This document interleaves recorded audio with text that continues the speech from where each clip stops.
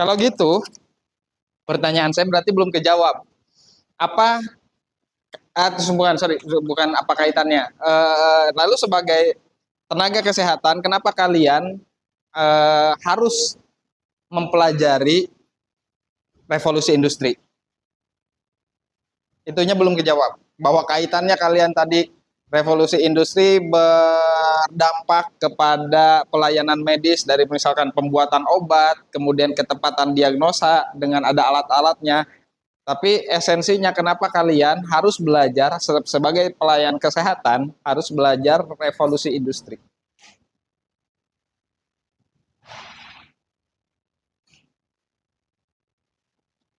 Oke, kita berbicara sejarah sebentar. Kenapa di sini saya gambarkan ada dua panah ke kanan dan ke kiri. Yang pertama ada masa pra-revolusi industri. Ya, kemudian ada masa pasca revolusi industri. Sekarang saya tanya, dari apa yang sudah kita pelajari, revolusi industri itu pertama terjadi di tahun berapa? Revolusi 1.0.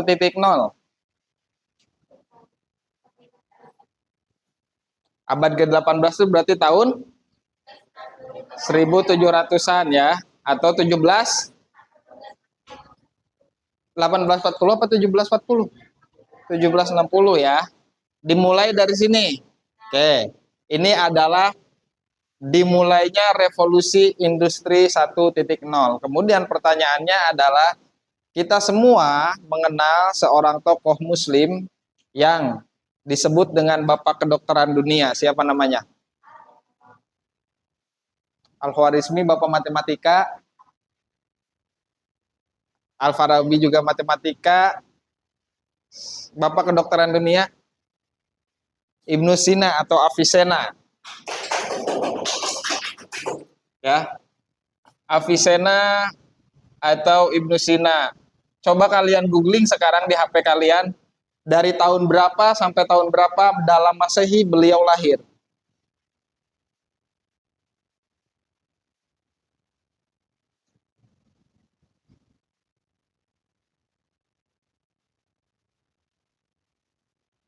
Masa hidup Ibnu Sina atau Avicenna.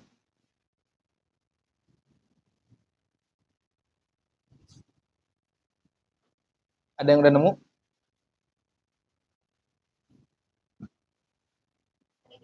Ya.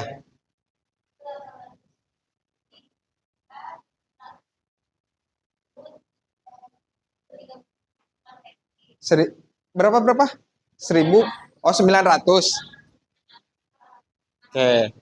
980 sampai 1030-an Masehi ya. Sekitar 50 tahun beliau hidup. Kemudian kalian searching yang lebih lama lagi, nama Rufaidah.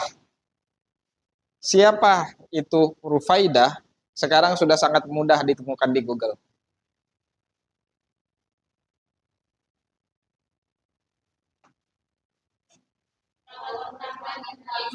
Perawat pertama di dunia Islam atau perawat yang hidup dalam masa Nabi. Ya, beliau adalah sosok wanita yang kemudian ikut membantu Nabi dalam beberapa perang,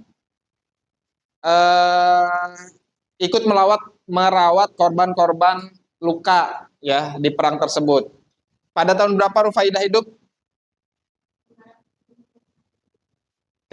Kurang lebih 570 Masehi. Nah, pertanyaan saya, revolusi industri itu dimulai pada tahun 1700-an. 1760. Berarti ini sebelum atau sesudah? Sebelum. Artinya apa? Jauh sebelum ada teknologi termasuk revolusi industri, apakah sudah ada layanan kesehatan? Tapi bagaimana, apakah kalian bisa mengimajinasikan bagaimana sih saat itu proses layanan kesehatan? Bagaimana sih Rufaidah merawat pasien? Bagaimana sih Ibnu Sina bisa menemukan teori-teori kedokteran, bisa merawat pasien, bisa menyembuhkan pasien ya tanpa alat diagnosa yang modern. Bahkan Ibnu Sina memiliki satu karya yang diakui oleh dunia internasional yang menjadi rujukan semua fakultas kedokteran di seluruh dunia, namanya Al-Qanun fit Tibb, atau dalam bahasa Inggrisnya kemudian disebut dengan The Canon pada tahun itu. Tentunya apa yang kalian sebutkan tadi, produksi obat, kemudian alat-alat diagnosa, itu belum ada pada masa Ibnu Sina. Lalu pertanyaannya, apakah kalian bisa mengimajinasikan bagaimana Ibnu Sina bisa dengan tepat melakukan diagnosa dan memberikan obat kepada pasien?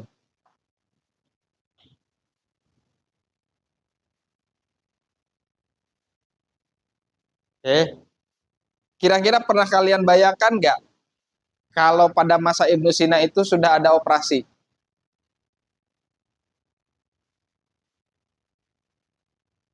Hah? Enggak. Lalu apakah kasus bayi sesar itu baru ada di era modern? Sorry, bayi sungsang misalkan gitu. Eh, Boleh percaya atau tidak, karena ini juga saya rujukannya dari sebuah novel biografi, judulnya Benteng Tujuh Lapis, menceritakan tentang Ibnu Sina, perjalanan kedokteran Ibnu Sina. Salah satu yang cukup menarik di sana adalah ada satu scene di mana Ibnu Sina melakukan operasi sesar. Jadi operasi sesar saya lupa ada zat untuk membiusnya atau tidak, tapi yang jelas Ibnu Sina itu melakukan sesar sendiri menggunakan pisau yang sudah dipanaskan, ya, kemudian dibelek ke perut ibunya, bayinya diselamatkan, kemudian untuk merapatkan kembali itu dijahitnya dengan cara mencapit kulit itu dengan kepala semut gurun. Semut gurun itu kan besar. Kalau di novel itu digambarkan ukurannya besar. Jadi semut yang masih hidup didekatkan ke kulit pasien, ketika dia capit, badannya dipatahin. Jadi tinggal kepalanya nempel di kulit pasien. Di sana juga dijelaskan bagaimana Ibnu Sina mengobati pasien yang patah tulang. Jadi pada masa itu sebenarnya, atau kita ambil contoh imajinasi yang lebih gampang. Pada masa Rufaidah, Rufaidah ini seorang perawat yang merawat korban-korban terluka karena perang. Kira-kira luka perang seperti apa sih? Ya, zaman Nabi belum ada tembak, terpanah, kena pukul, patah, ya. Ada nggak kira-kira pada masa itu bagaimana Rufaidah bisa menyembuhkan atau membantu pasien untuk sembuh dari patah tulang? Apakah sewaktu itu sudah ada teknologi ronsen? Belum. Ada gips? Belum. Tapi sejarah berbicara bahwa pelayanan kesehatan dari masa itu sudah ada. Ya, itu keep dulu, bahwa yang perlu kalian pahami adalah layanan kesehatan itu adalah suatu ilmu yang berkembang dari masa bahkan sebelum Masehi. Kalau kalian kita sangkut pautin ke agama, ya, bagaimana mujizat Nabi Isa bisa menyembuhkan kusta, bisa menghidupkan orang mati, itu kan bagian dari dunia kesehatan.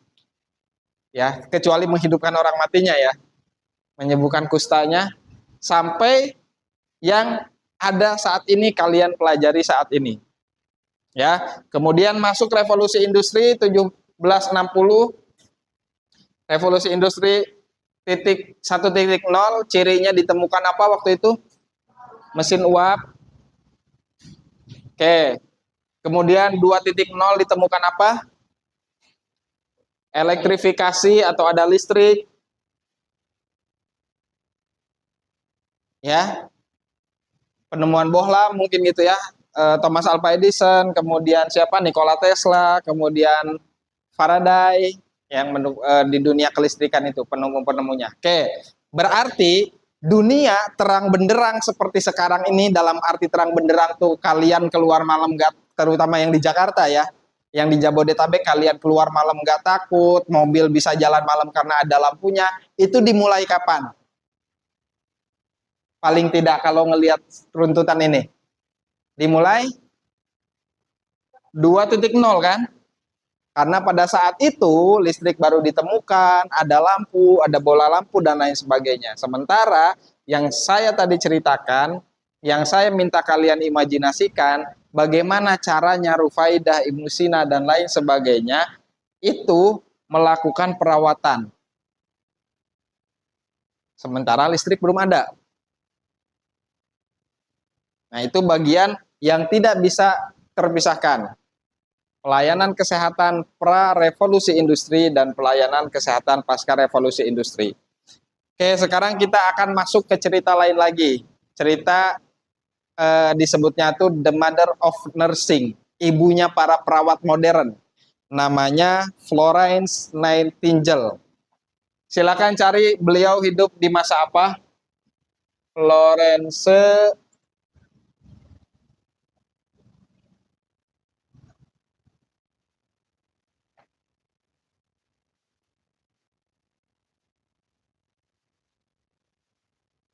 di tahun berapa? Ini kalau nggak salah di Perang Dunia I.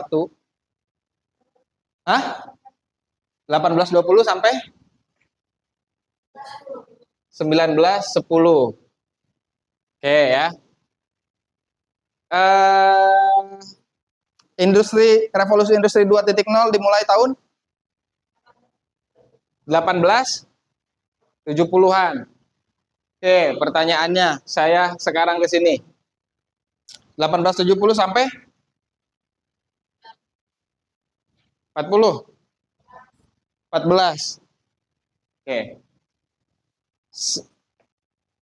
Cerita Florence Nightingale itu dia disebut sebagai ibu perawat dunia, dan pada akhirnya upaya dia untuk menyelamatkan prajurit-prajurit kalau saya tidak salah Jerman ya, Inggris ketika Perang Dunia,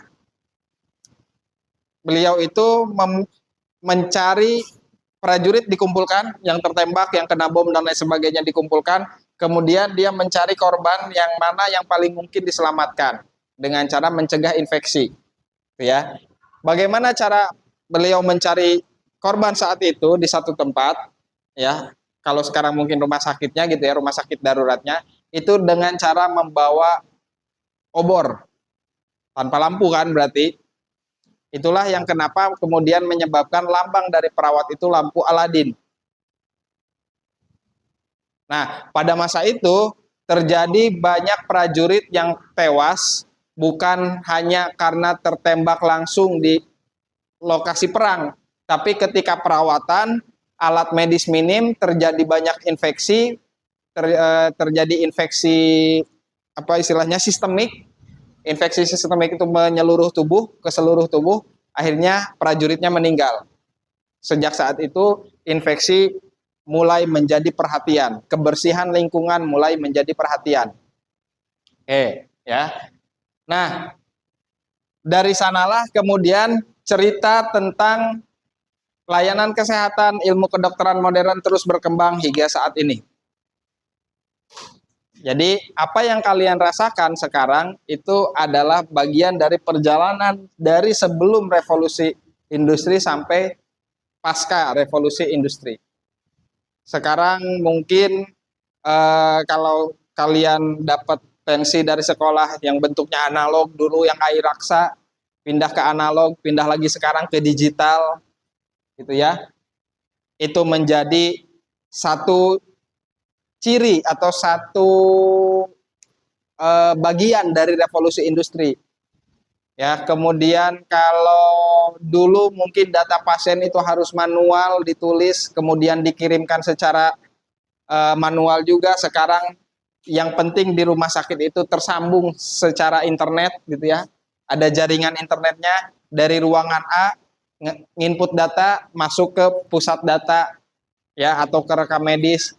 Jadi kalau misalkan si Rain berobat ke satu rumah sakit, misalkan pernah ke UGD di rumah sakit A, ya kemudian di satu hari dia periksa ke sana lewat poli, ketika namanya dimasukkan, tek, udah muncul datanya, rekam medisnya muncul, riwayat penyakitnya muncul, jadi nggak perlu lagi nyari berkas, ya itu yang disebut dengan rekam medis dan lain sebagainya. Ada MRI, ada CT scan, ada kateterisasi lah ya, banyak.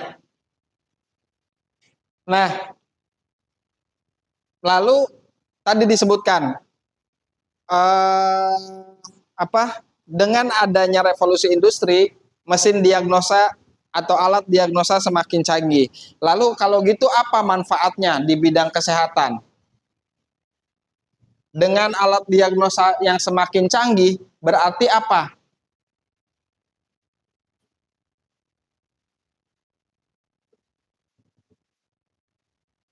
Kenapa? Hah? Dengan alat diagnosa yang semakin canggih, maka efisien, meningkatkan kualitas hidup dari manusia dengan cara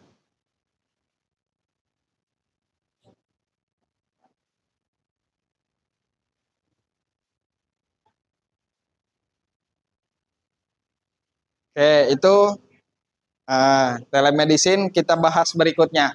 Meningkatkan ke apa kualitas hidup pasien dengan cara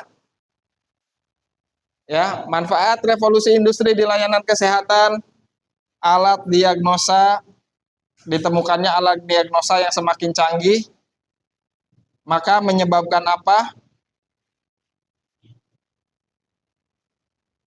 Dengan alat diagnosa semakin canggih, lebih efisien, oke, bisa. Untuk pasien sendiri, apa untungnya bagi pasien dengan teknologi yang semakin canggih?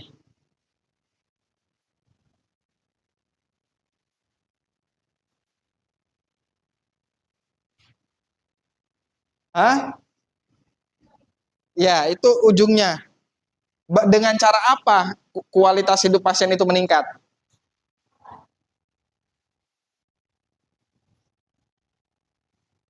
Ya, saya kasih gambaran di sini. Pada akhirnya kualitas hidup pasien bisa lebih meningkat,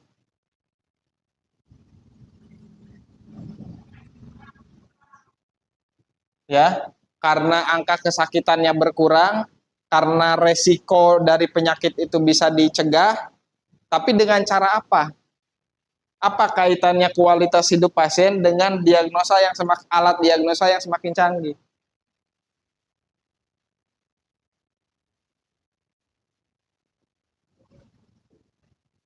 Menjadikan kerja dokter dan perawat efisien. Ya, itu dari sisi kedokterannya. Dari sisi pasiennya,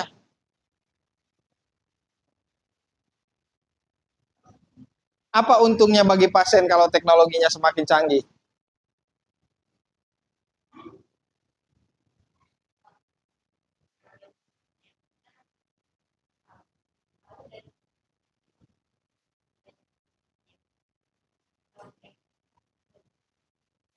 Ya, ya, memperkecil komplikasi dengan cara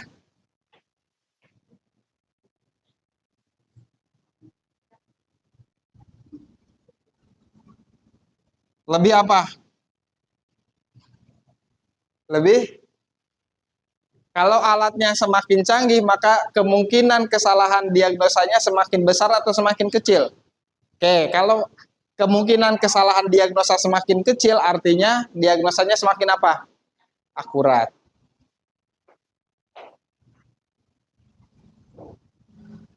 Dengan diagnosa yang lebih akurat, maka penanganan akan menjadi lebih cepat dan lebih tepat. Karena penanganannya lebih cepat dan lebih tepat, maka angka morbiditasnya atau angka kesakitannya atau angka kecacatannya atau bahkan angka kematiannya dapat ditekan. Karena ketiga angka itu dapat ditekan, maka kualitas hidup pasien bisa lebih meningkat. Paham? Oke. Sampai di sini ada yang ditanyakan dulu ya.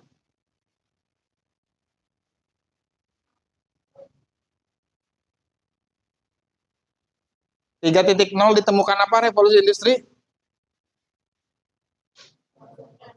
Ya, komputasi atau komputer.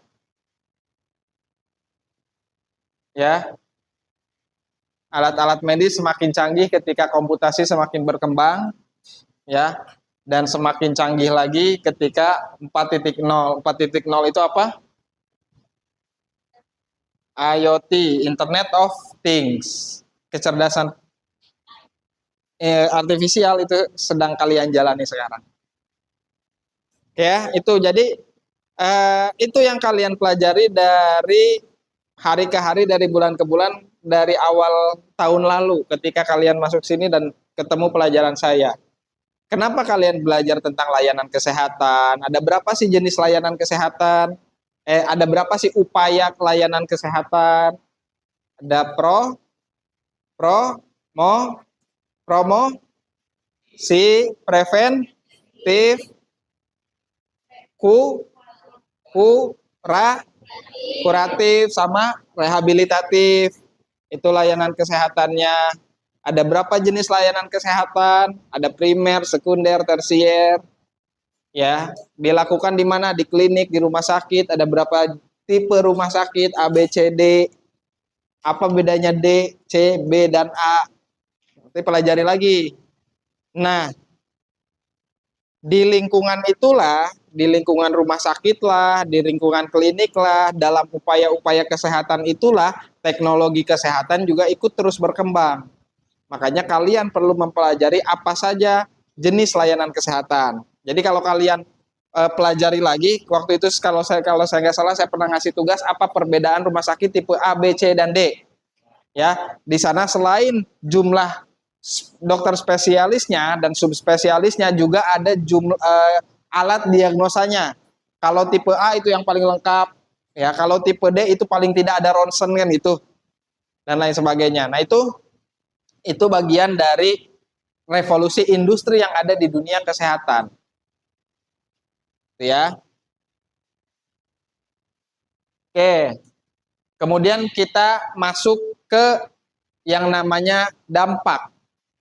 Revolusi industri dengan banyaknya alat yang diproduksi dengan semakin tingginya, ketika teknologi semakin tinggi, maka menyebabkan mobilitas manusia semakin tinggi atau pergerakan manusia semakin tinggi. Itu makanya sekarang manusia itu nggak bisa diem, walaupun raganya atau fisiknya diem di atas kasur rebahan, jempolnya terus main. Itu yang membuat dunia ini seolah-olah sibuk terus, ya kan? Kalau ada istilah Jakarta kota yang tidak pernah tidur, ya karena memang dengan teknologi ini orang bisa pengen kapan dia lapar saat itu dia bisa pesan makan, ya kan? Berbeda mungkin sebelum adanya revolusi industri, ya dia hanya makan ketika setelah masak makanan itu ada, gitu kan? Berburu dulu, nyari dulu, gitu kan? Kemudian dimasak dulu baru makan. Ketika revolusi industri meningkat, ada kulkas, orang mulai bisa stok makanan. Nggak perlu berburu, lapar, tinggal ambil. Naik lagi revolusi industri, jadi adanya internet. Di kulkas nggak ada, di meja makan nggak ada makanan, di kulkas nggak ada stok makanan, tinggal GoFood, tinggal GrabFood, tinggal ShopeeFood, kan gitu. Nah, dengan meningkatnya mobilitas manusia yang semakin tinggi, maka dampak dari revolusi industri itu sendiri berasa terhadap dua hal. Apa kemarin? Hah? Ekologi dan sosial. Oke ya. Ekologi itu artinya lingkungan, ya. Produksi semakin terus diciptakan karena orang tidak berhenti bergerak, karena orang tidak berhenti lapar, produksi terus diciptakan, maka gas buang semakin meningkat. Gas buang semakin meningkat, maka gas kaca semakin meningkat. Gas kaca semakin meningkat, maka efek rumah kaca semakin tebal.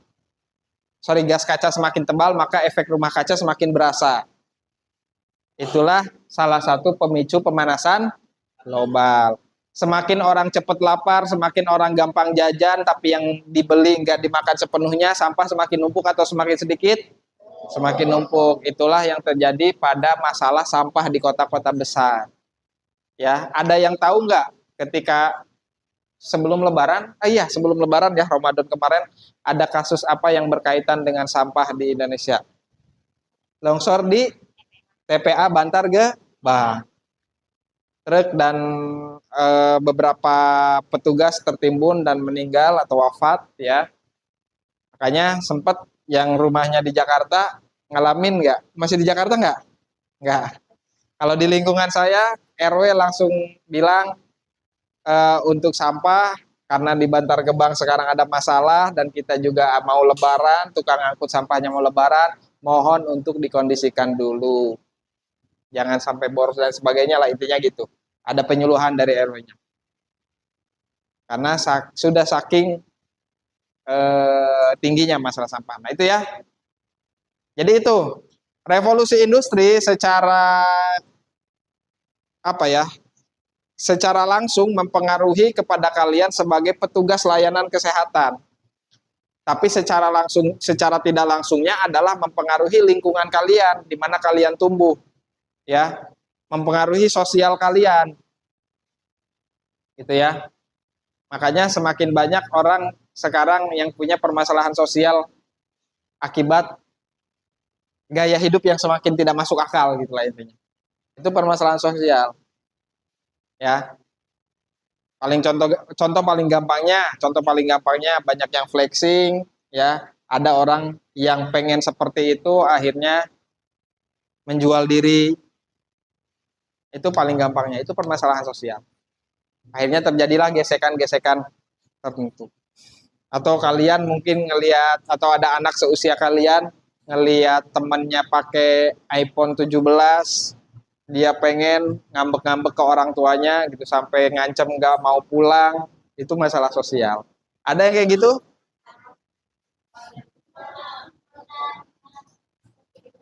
Oke, nah udah selesai.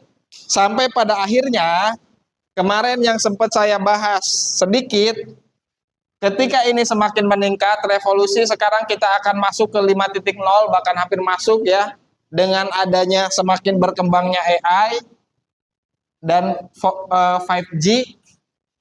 Kita akan segera masuk ke revolusi 5.0. Berikutnya adalah apakah kalian sebagai layanan kesehatan, sebagai petugas layanan kesehatan di masa depan masih diperlukan? Itu dia. Tadi disebutkan oleh si Najwa bahwa sekarang orang nggak perlu ke klinik, cukup aja telemedicine. Kalau di klinik kan ada dokter, paling tidak ketika kamu daftar, ada petugas perawatnya kan, ngedata dulu, Nancy dulu. Oke, pertanyaan saya sekarang adalah suatu saat nanti mungkin dunia sudah sangat berkembang, telemedicine semakin familiar di orang-orang, apakah kalian itu masih diperlukan atau tidak? Bisa jadi enggak, bisa jadi iya. Yang enggak kenapa, yang iya kenapa?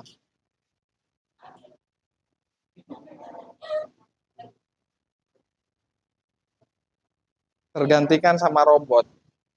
Oke, kita ambil contoh kalau di klinik tadi kita ngambil satu scan klinik ya. Kamu datang ke klinik, ada perawat yang nulis, ada perawat yang Nancy, kemudian kamu setelah didata, kamu diantri, kamu dipanggil, kamu masuk ke ruangan, di anamnesa sama dokter, diperiksa sama dokter gitu kan? Yang kalian tahu. Bagaimana itu bisa tergantikan oleh satu teknologi yang namanya AI?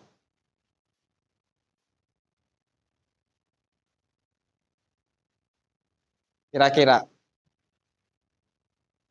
Kalau saya sebagai pemilik teknologi masa depan, maka saya akan rubah itu menjadi telemedicine dikencangkan ketika dia, misalkan tadi si Najwa menggunakan layanan telemedicine, dia masukkan keluhannya bla bla bla bla, ya.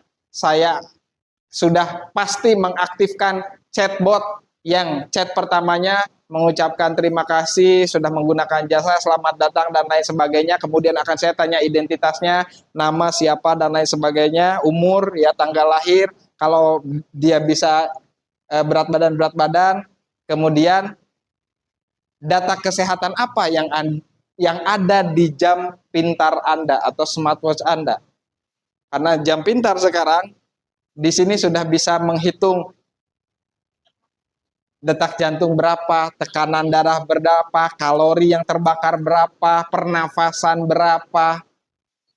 Kadar oksigen di dalam darah bisa terbaca oleh alat sekecil ini. Si Najwa sakit, nggak, misalkan ya, misalkan Misalkan nih, ya udah jangan aja orang lain lah. Si A sakit, orang tuanya lagi pada kerja, nggak ada yang bisa nganterin, dia tinggal chat telemedicine, pertama dibalas chatbot dengan permintaan data itu, kemudian si A itu ngisi datanya, lihat jamnya, saat ini saya tekanan darah segini, bla bla bla bla bla dan sebagainya, tek, data masuk, kemudian baru dibalas oleh dokter beneran. Misalkan gitu ya. Anggap ini masih ada manualnya. Baru tinggal ngeresepin, silahkan minum, saya sarankan bla bla bla bla, obatnya ini, silahkan klik link ini di apotek yang sudah menjadi relasi kami. Kliklah linknya, tek, pesan, tak tak tak, bayar, transfer, tinggal kasih ke orang tuanya gitu, atau transfer via GoPay atau mungkin pay letter ya. Kemudian datanglah driver kurir yang nganterin obat, dia ke klinik nggak? Enggak.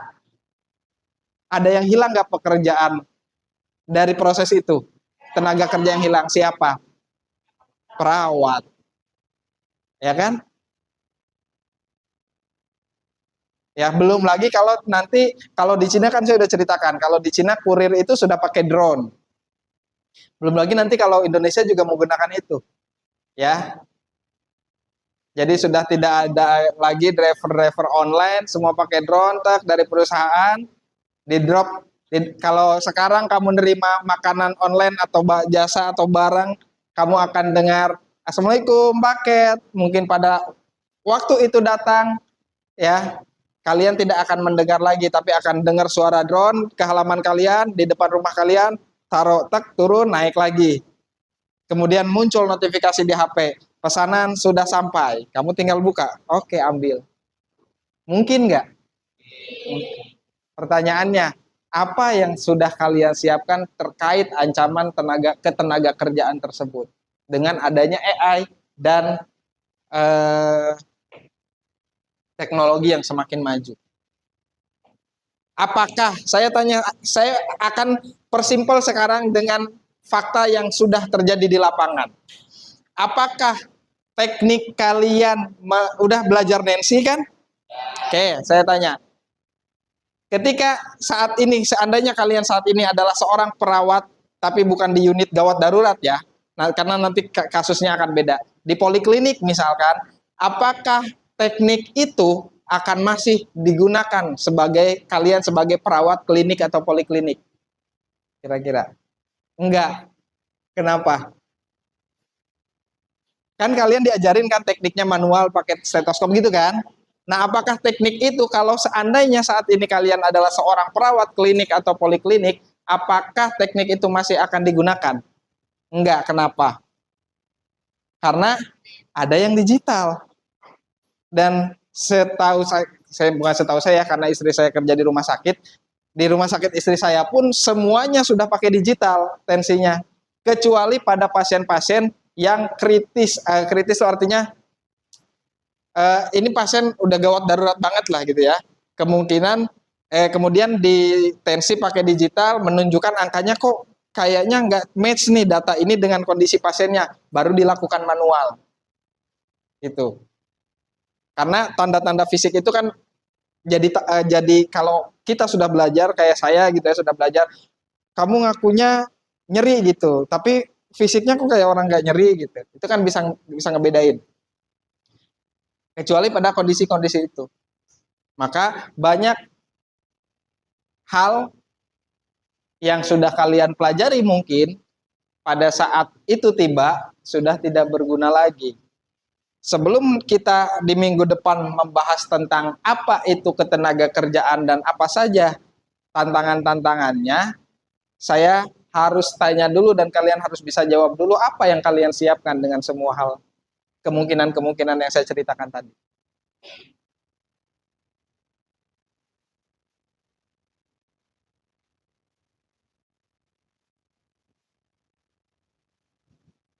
Jangan sampai ya, kenapa saya bahas ini sekarang?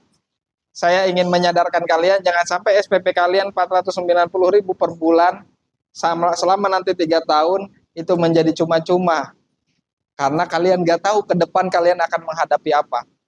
Sementara tadi saya sudah mencontohkan bahwa teknik tensi kalian saja bisa jadi sudah tidak digunakan saat ini.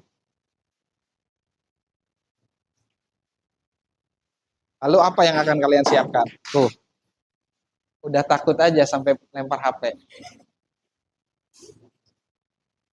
Apa yang akan kalian siapkan? 15. Ada yang sudah siap?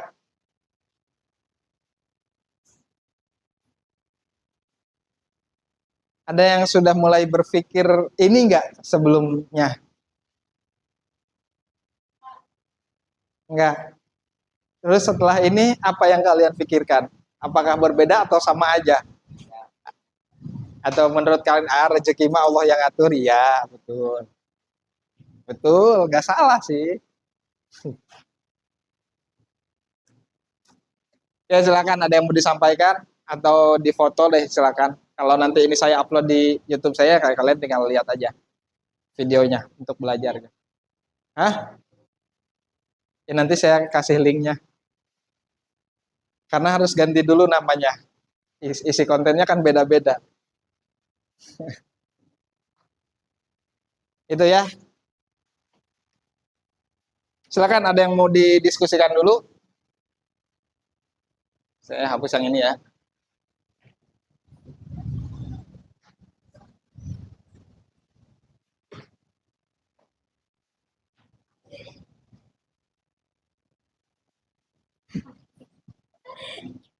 Kenapa? Kenapa, Ren? Ada yang mau ditanyakan? Ada yang mau didiskusikan?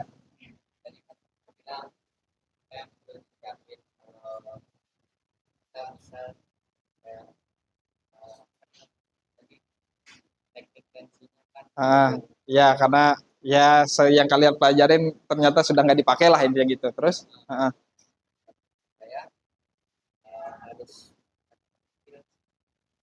oke, meningkatkan skill.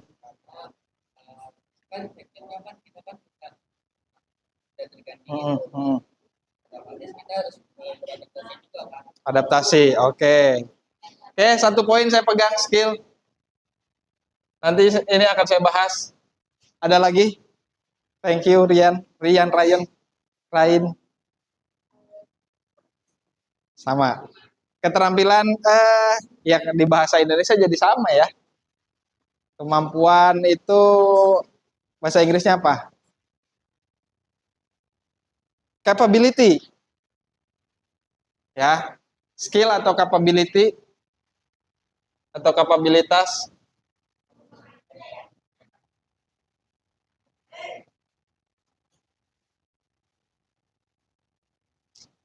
Ada lagi? Selain mengembangkan skill, prestasi yaitu outputnya.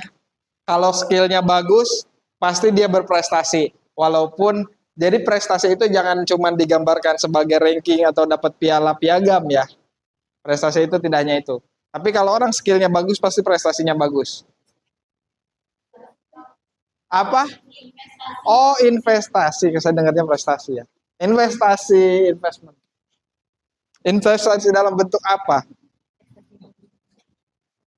Apakah uang akan menyelamatkan kalian di masa depan? Pertanyaannya kan itu.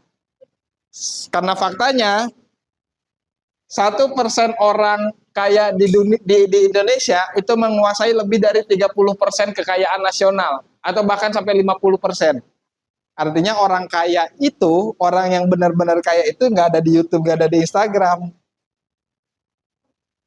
Iya, karena 50% kekayaan nasional ada di satu orang, kurang lebih gitulah. Di dunia pun gitu. Jadi orang yang benar-benar kaya itu yang mereka bersembunyi, yang tampil di layar itu yang kelihatan kaya aja. Ketika kita berbicara investasi, kamu bilang investasi, apakah kamu yakin investasi kamu akan berhasil? Sementara kekayaan aja hanya dikuasai oleh segelintir orang. Contohnya gini nih, kalau investasi kan contohnya gini. Saya percaya, kalian percaya sama saya percaya sama Pak Imam, udah saya nabung di Pak Imam 20 tiap hari gitu kan. Dengan iming-iming akhir tahun nanti tiap hari 20.000 kalian punya duit sekian juta kan gitu. Berarti tiap hari saya ngumpulin uang dari kalian kan? Apakah kalian percaya bahwa uang itu tidak saya apa-apakan? Sementara saya nerima uang secara cuma-cuma 20.000 per hari dari satu anak. Ngerti nggak? Kalau saya tiba-tiba kabur, kalau saya tiba-tiba memalsukan kematian gitu misalkan. Kalian jangankan kaya, yang ada amsyong kan gitu. Jadi investasi oke, tapi sepertinya perlu dikaji ulang. Oke, saya akan masuk ke 3 hal yang perlu kalian kuasai. Yang pertama adalah yang perlu kalian upgrade sebagai tenaga kerja nanti. Yang pertama adalah knowledge, yang kedua adalah skill, yang ketiga adalah attitude. Knowledge ini D ya. Pengetahuan, keterampilan, dan sikap. Ini yang disebut dengan kompetensi.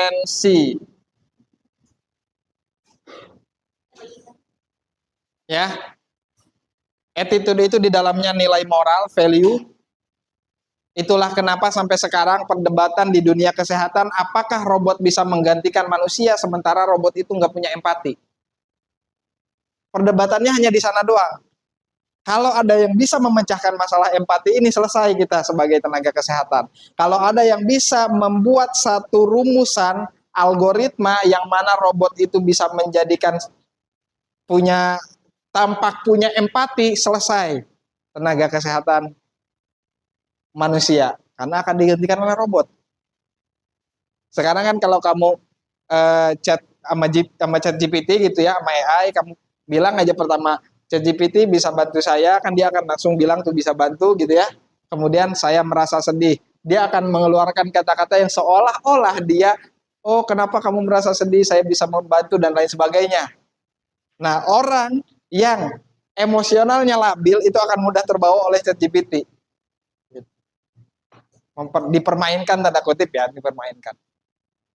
Nah, itu yang disebut dengan kompetensi. Itu yang harus dimiliki oleh tenaga kerja. Makanya ketika tadi dibilang harus meningkatkan skill, selain skill yang harus ditingkatkan adalah pengetahuan atau knowledge, yang kedua adalah attitude. Di dalamnya ada humanity atau kemanusiaan. Karena yang tidak dimiliki robot adalah kemanusiaan itu sendiri. Nah, ini permasalahan kita saat ini, khususnya di Indonesia. Tenaga kerja di Indonesia itu kompetensinya lemah atau banyak yang tidak nyambung. Oke, itu pembukanya untuk materi minggu depan. Sampai sini ada pertanyaan? Ini saya bawa sendiri ya. Ada pertanyaan? Kenapa?